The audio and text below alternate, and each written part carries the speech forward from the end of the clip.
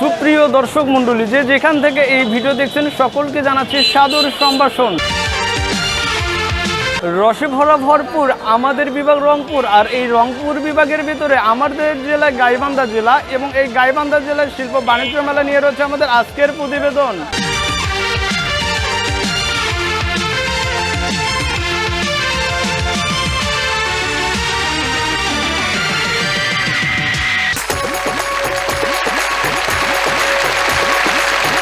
গাইবান্ধায় শুরু হয়েছে মাসব্যাপী শিল্প ও বাণিজ্য মেলা 2024। Gaibandha Chamber of Commerce and industries আয়োজনে ব্যবসা বাণিজ্য সম্প্রসারণের লক্ষ্য মাসব্যাপী এই শিল্প ও বাণিজ্য মেলা শুরু হয়। মাসব্যাপী এই মেলা চলবে প্রতিদিন সকাল 10টা থেকে রাত্রি 10টা পর্যন্ত।